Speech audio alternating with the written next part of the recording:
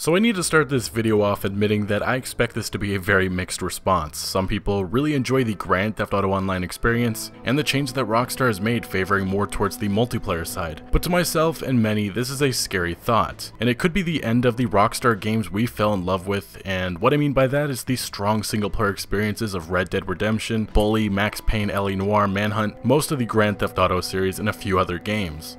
These titles are what gave Rockstar the reputation that they have today. But before people were purchasing up shark cards for all the continuous Grand Theft Auto Online DLC, people were enjoying these single-player games made by Rockstar, such as John Marston's journey through the Wild West in Red Dead Redemption, Cole Phelps' interrogation skills in LA Noire, Jimmy Hopkins' school life in Bully, and CJ's return to Grove Street in Grand Theft Auto San Andreas. All we had to do was follow the damn train, CJ! These protagonists in games is what many of us enjoyed from Rockstar over the last decade, but that all changed with the launch of Grand Theft Auto Online. After having at least one new Rockstar game out every single year from 1999 to 2013, that all changed with the release of Grand Theft Auto 5 in 2013, in which Leslie Benzies, the former Rockstar North president, who is actively actually suing Rockstar right now, claims he is the mastermind behind Grand Theft Auto 5's multiplayer, and the real reason why it has gotten so popular, saying quote-unquote, "The Hauser brothers had little interest in Grand Theft Auto Online, it did not focus on its development."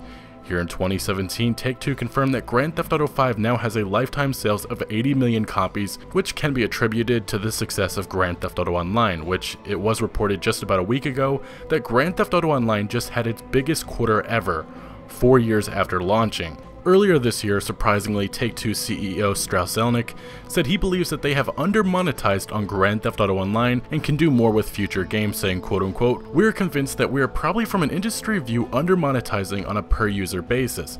There's wood to chop because I think we can do more, and we can do more without interfering with our strategy of being the most creative and our ethical approach, which is delighting customers." He continues on saying, "You can't give away stuff for free in perpetuity. There's no business model in that."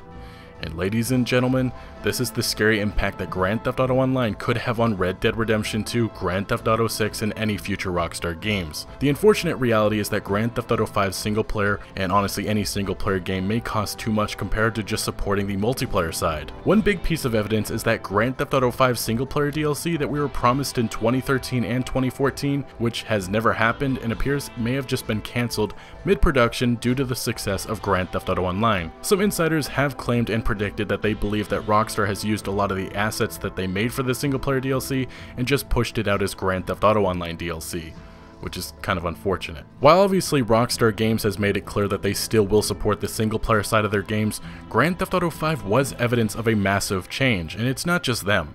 It feels that all sorts of games from Call of Duty to Shadow of War to Overwatch to NBA 2K to Star Wars Battlefront all seem to have incorporated the monetization shenanigans you find in free-to-play games. Although I will admit, it seems that Rockstar doesn't necessarily force you to buy shark cards, but with the comments I gave earlier in this video from Take-Two CEO Strauss Zelnick, seems we could be seeing change to that soon. Red Dead Redemption 2 is going to be very important in showing where the future of Rockstar is heading. Either it will confirm many of our fears, or lay them to rest for now. But I have to admit, these two franchises do differ in huge ways, as Red Dead Redemption's success came on the amazing story of John Marston, and treating Red Dead Redemption 2 like Grand Theft Auto 5 would obviously not make much sense, and based on comments from Take-Two, it seems that they may understand that also. Will we ever see a single-player expansion from Rockstar Games with any of their future games? It at least to this moment doesn't seem likely, unless maybe their secret grand plan for Red Dead Online is to release Undead Nightmare 2 around Halloween again like they did with the original Undead Nightmare back in 2010, and somehow incorporate it into the multiplayer, which I think I'd be up for. Grand Theft Auto 6 is interesting because Grand Theft Auto Online directly affects this. While this is a game that still is years away, a lot of my worries and some of yours will come when we get the first official details on this. Unfortunately though, as Take-Two just announced a week ago, Grand Theft Auto Online's life has been extended, and we will receive more continuous DLC moving forward. So we probably won't know for sure if the Grand Theft Auto franchise has permanently changed for a while, but as long as the money continues to come in for Take-Two from Grand Theft Auto Online, it seems like the reality is that it would only make sense to make the multiplayer the center of attention for any and all future games. My personal takeaway from this is that this is not the same Rockstar that many of us grew up with. Back in the day, Take-Two was seen as a joke. Here's one of the biggest examples coming from 2007 before Grand Theft Auto 4 launched, when EA CEO said quote-unquote, "We believe Take-Two's current share price already reflects investor expectations for a strong release of Grand Theft Auto 4 as well as the longer term issues that Take-Two faces, the EA CEO wrote. Once Grand Theft Auto 4 ships, Take-Two will again be dependent on less popular titles and face increasing challenges to compete with larger and better capitalized competitors. Oh boy, 10 years later, Take-Two's future looks a lot more brighter than EA's. I'm sure EA's CEO regrets making those comments. But the big issue that many of us who loved LA Noire, Midnight Club, Bully Manhunt, and Max Payne have is that these games did not sell all that well. Red Dead Redemption fortunately did sell over 15 million copies, which is probably why we are getting Red Dead Redemption 2, but outside of the Grand Theft Auto series, because you know Grand Theft Auto's always sold well, LA Noire only sold around 5 million copies, Max Payne 3 bombed with only 4 million copies, the original Bully only sold 1.5 million copies, the whole Manhunt franchise sold 1.7 million, and lastly Midnight Club Los Angeles only sold around 2.5 million copies. Rockstar Games is well known for spending a lot of money on their games, whether that's marketing or development. Red Dead Redemption cost around $110 million, Grand Theft Auto 5 cost $272 million, which I'm sure it's much more now being that Grand Theft Auto Online is still going on and there's been a lot more content for it.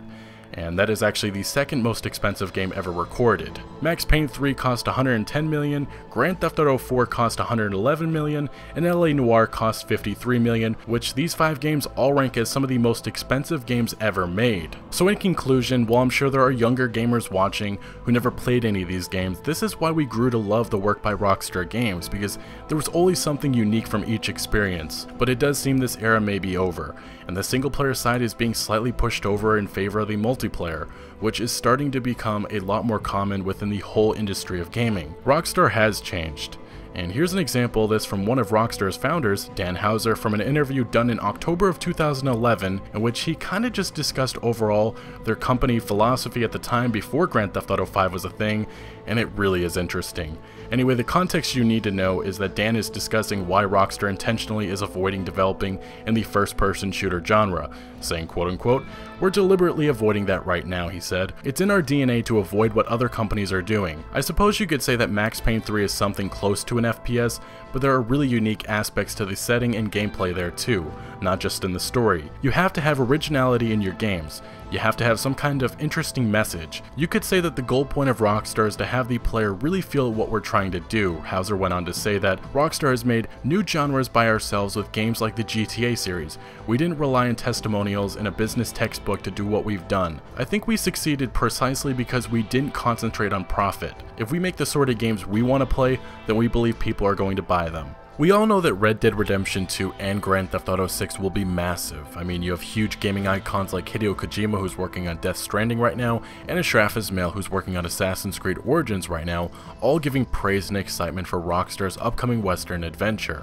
Maybe myself and some of you are in the minority with this opinion. While technology continues to grow and gaming expands throughout the world to new horizons, the single-player experiences that we all enjoyed years ago feel like they're slowing down, fading away, and changing. Rockstar Games has not made a game specifically for the current generation of consoles of the Xbox One and PlayStation 4 yet, but Red Dead Redemption 2, when it does come around, will hopefully showcase a ton of innovative new features. I still believe that this is going to be a worthy new installment because this certainly is, in my mind, a more mature genre than Grand Theft Auto. That fortunately you can't have jetpack horses or 200-mile-per-hour vehicles within this world. At least I hope not. Grand Theft Auto still has a huge single-player audience that I just hope that Rockstar understands is there. And while we all expect Grand Theft Auto Online 2.0, if that's what you want to call it, to be a major part of Grand Theft Auto 6, I hope that Rockstar Games doesn't ignore and create a cheaper, shorter story, because that would definitely be a sad situation, especially if the wait is going to be close to a decade. I have been a critic of Grand Theft Auto 5's story a lot in the past, but honestly, compared to a lot of the other open world experiences out there, it still is a fun time. But what scared me most about it is that it felt like it was so much shorter compared to Nico Bellic's story in Grand Theft Auto 4. And while I was also not a fan of the multiple protagonist feature with Michael, Trevor, and Franklin, I appreciated Rockstar trying new things, and I sincerely will be looking for that in Red Dead Redemption 2, Grand Theft Auto 6, and any other games that they have planned in the future. But even though many of us don't want it, the online is here to stay, and that is because of the enormous dollar bills coming in, and the impact of this isn't just on Rockstar because other companies like EA, Activision, and Ubisoft all want a piece of this. Gaming in just 5 years has changed drastically, and the future is really going to be interesting. Developers and publishers like CD Projekt Red, Naughty Dog, and Rockstar are among the best, and I really just hope that they all stick to their formulas of making great experiences over making money. And this is actually where I'm going to end this video off, but I do ask, what do you make of this 2011 statement from Dan Houser? Do you think Rockstar has changed? Let me know what you think in the comment section below. Anyway guys, thank you for watching. Make sure to smack that like button if you did enjoy this video or found any informative value, and consider subscribing to stay up to date on everything Rockstar Games related, and I'll see you later.